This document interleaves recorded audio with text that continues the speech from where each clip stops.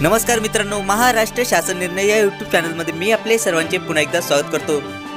मित्रांनो, महिला व बालविकास मंत्री आदिती तटकरे यांनी आज एक मोठे स्टेटमेंट अंगणवाडी सेविकांच्या मानधनाबद्दल हे दिलेले आहे। नेमकी स्टेटमेंट हे काय आहे ते सर्वच आपण जाणूनच घेणार आहोत। पण तत्पूर्वी जर का तुम्ही चॅनलवर नवीन असाल तर नक्कीच आपल्या चॅनलला सबस्क्राइब करून घ्या, जेणेकरून नवीन व्हिडिओ तुमच्यापर्यंत पोहोचत राहतील। तर जरा वेळ न घालवता आपण व्हिडिओला सुरुवात करूयात। राज्य सरकार आणि अंगणवाडी कर्मचारी संघटना यांच्यातील चर्चा फिसकटली असून अंगणवाडी कर्मचाऱ्यांच्या संप लांबणीची शक्यता आहे। त्यामुळे ग्रामीण भागातील चिमुकले मुले, अनौपचारिक शिक्षक आणि पोषण आहारापासून आणखी महिनाभर मुकण्याची शक्यता आहे। त्याचा सर्वाधिक फटका अतिदुर्गम भागातील बालक आणि स्तनदा मातांना बसणार आहे। अंगणवाडी कर्मचाऱ्यांनी विविध मागण्यांसाठी 4 डिसेंबर 2023 पासून बेमुदत संप पुकारला आहे। त्यांनी विधान भवनावर शुक्रवारी मोर्चाही काढला। मात्र राज्य सरकार त्यांच्या मागण्याबाबत सकारात्मक नसल्याचे दिसून येत आहे। सरकारने कर्मचारी संघटना कोणतेही आश्वासन दिलेले नाही। अंगणवाडी कर्मचारी मोर्चाहून घरी परतल्या पण संपावर कायम आहेत। त्याचा परिणाम हा ग्रामीण भागातील 3 ते 6 वयोगटातील बालके अनौपचारिक शिक्षण, आरोग्याची निगा आणि पोषण आहार यापासून दुरावले आहेत। याशिवाय अंगणवाडी सेविकांच्या संपामुळे स्तनदा मातांपर्यंत पोषण आहार पोहोचू शकत नाही।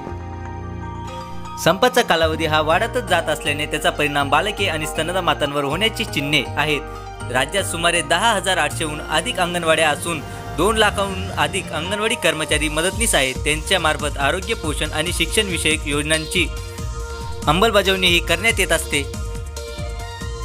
परंतु अंगणवाडी सेविका कर्मचारी मानधन वाढ, निवृत्ती वेतन, ग्रॅज्युटी मिळावी यासाठी बेमुदत संप पुकारला आहे। याबाबत Nagpur general labour union Nagpur जिल्हा अध्यक्ष राजेंद्र साठे म्हणाले, कर्मचारी संघटनांच्या प्रतिनिधींनी महिला व बाल कल्याण मंत्र्यांशी भेट घेतली, परंतु सरकार मागण्या मान्य करण्यास तयार नाही। यानंतर आदिती तटकरे यांनी दिलेले स्टेटमेंट पाहूयात। अंगणवाडी सेविका आणि मदतनीस यांना मार्च महिना 2023 मध्ये वाढीव मानधन देण्यात आले। पुन्हा त्यांना वाढीव मानधन देणे शक्य नाही। त्यांच्या संघटनांशी अनेक बैठका झाल्या आहेत। त्यांच्या म्हणण्यानुसार आशा वर्कर्सला वाढीव मानधन देण्याचे प्रस्तावित आहे। त्यामुळे त्यांनाही मानधन वाढवून देण्यात यावे, पण तसे करणे अशक्य आहे। आदिती तटकरे, मंत्री, महिला व बाल कल्याण विभाग, महाराष्ट्र राज्य। म्हणजेच मित्रांनो, या स्टेटमेंटमधून हे स्पष्ट होते की अंगणवाडी सेविकांच्या मानधनवाढीबाबत सरकार हे सकारात्मक नाहीत। चला तर मित्रांनो, याबद्दलची जी काही नवीन अपडेट येत राहील ती मी नक्कीच तुमच्यापर्यंत पोहोचवत राहील। पण तत्पूर्वी जर का तुम्ही चॅनलवर नवीन असाल तर नक्कीच आपल्या चॅनलला सबस्क्राइब करून घ्या, जेणेकरून नवीन व्हिडिओ तुमच्यापर्यंत पोहोचत राहतील। चला तर मित्रांनो, भेटूयात पुढच्या व्हिडिओमध्ये अशीच एक नवीन अपडेटेड बातमी घेऊन। तोपर्यंत धन्यवाद।